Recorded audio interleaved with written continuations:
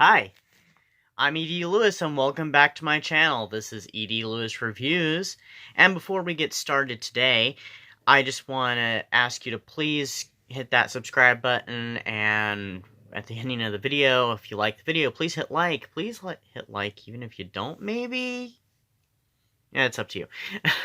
And also, please comment, because I love reading your comments, and please make sure they are polite and clean, and at the most, maybe PG-13. Don't go any further because, yeah, that's not nice.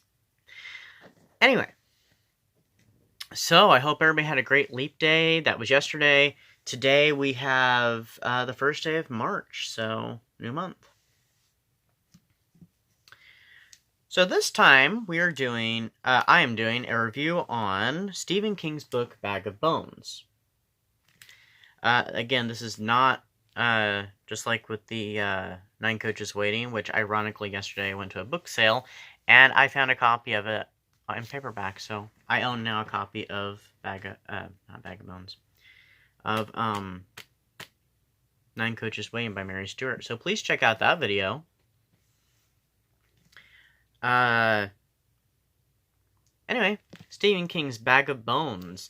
This is not my book. This is another library copy. This book was published back in 1998.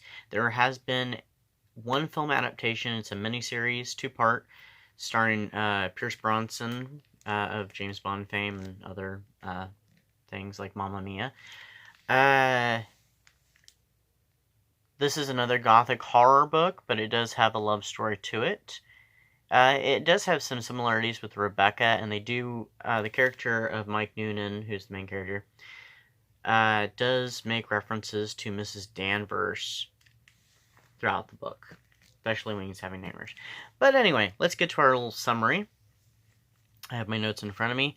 The book starts out with the wife of Mike Noonan, the main character, who is a famed Gothic writer in the tradition of B.C. Andrews. His wife is jogging, and she is hit by a car, dying, I think they say instantly, or at least she didn't really feel the pain, because I do believe they say that she had a aneurysm or something. I don't know. It's a long book. So I might be a little sketchy on that part, so I apologize. After her death, she has left behind some secrets that both disturb and anger Mike through his grieving process. And during the next 4 years, Mike suffers from severe writer's block, and he is haunted by a series of nightmares which eventually lead him to their summer lake house home, called Sarah Laughs, which is named after a blues singer by the name of Sarah Tidwell.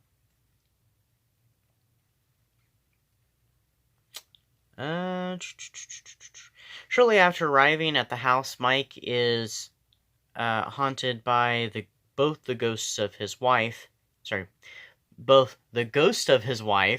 the ghost of Sarah Tidwell. That sounded like his wife had 2 ghosts. I apologize for that. By the way, his wife has a very interesting name. Her name is Johanna, but he oftentimes just calls her Jo, J-O. Just Jo.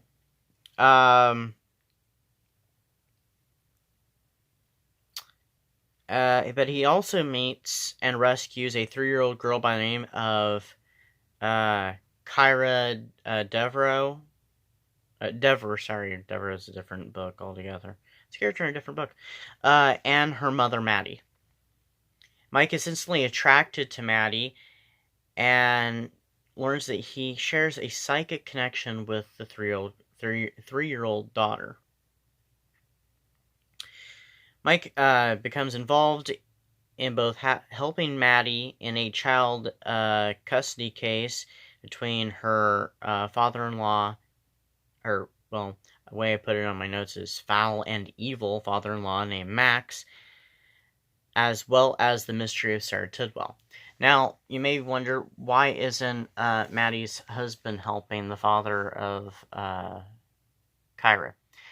He's dead, so she is widowed. And there's just a little bit about that in the book, but I'm not going to talk about that because that's part of the big plot, as well as the mystery of Sir Tidwell. So, if you like Stephen King, you should really enjoy this book. It's kind of a long read. It's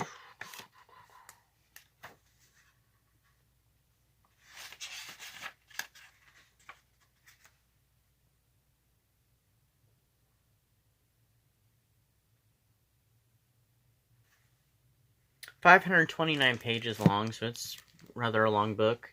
Kind of like that seems rather typical of Stephen King, and some Anne Rice books are even about 300 some, 400 some, 500 some, or in the case of The Witching Hour, 1,038 pages or so, something like that. But highly recommend it if you like Stephen King. You can get this at Amazon, probably your local library, any bookstore, probably, chain bookstore like Books A Million or, Barnes & Noble sells it. So, check it out if you like Stephen King. It is a mystery and a love story, Gothic story. And the cover will probably look different unless you find one that looks like this. You may find a used copy. You may even find one in the stores probably that may still look like this. But you're going to see a plethora of paperbacks with different covers. And I think probably in both mass market paperback size and regular paperback size. So, that's really all I have to say about this book. I enjoyed it. But I have to say, I actually enjoyed the miniseries more, and I saw the miniseries when it came out on video. So, I have a copy of the miniseries. So, and I actually watched it while I was in the middle of this book. So, check it out. I will say, I'm not a big fan of how he wrote this, the style in which he wrote this, because it just seemed kind of to me. That doesn't mean it was a bad story. It was a pretty good story. It is rather long, but there are many twists and turns, so I would check it out if I were you. And check out the miniseries. It was done on A&E, I do believe. And before we go, and before you hit like, subscribe, and if you haven't hit subscribe, please remember to hit subscribe. And make your comments. If you have any questions, you want to talk about the book further, you can. Yeah. I want to briefly talk about and plug my book, The Curse of Rydge House, a Gothic novel by E.D. Lewis. Brianna Gale travels to the little town of Riders Peak in hopes of starting a new life for herself with the promise of success. She moves into Rydge House, an old mansion outside of town, as the new secretary to a prominent elderly businesswoman. Brianna makes friends with her employer's family and catches the eye of the mysterious and gorgeous Quentin Peters. But when tragedy strikes in her new surroundings, she finds herself in mortal danger. Who is stalking about in the desolate halls of the old mansion? Is it human or something preternatural? Brianna must find bravery and courage to solve the mysteries of the house and avoid the dreaded Curse of Rydge House. So, you can find this on Amazon through both Kindle and paperback form. I also have an official Facebook page for the book, and it's just simply The Curse of Rydge House on Facebook. You can, I have a Twitter account that's under my name, E.D. Lewis, as well as an Instagram, so please follow me on there, and the links for all these things will be down below in the description.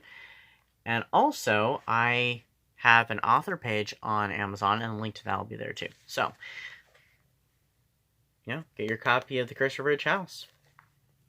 And please feel free to check out Stephen King's Bag of Bones and any of the books that I've reviewed thus far. So, have a great rest of your day. I hope it's beautiful. It is here. It was yesterday. It was very nice. And, that's it. So, see ya. See you next time. Right here on E.D. Lewis Reviews. Bye-bye.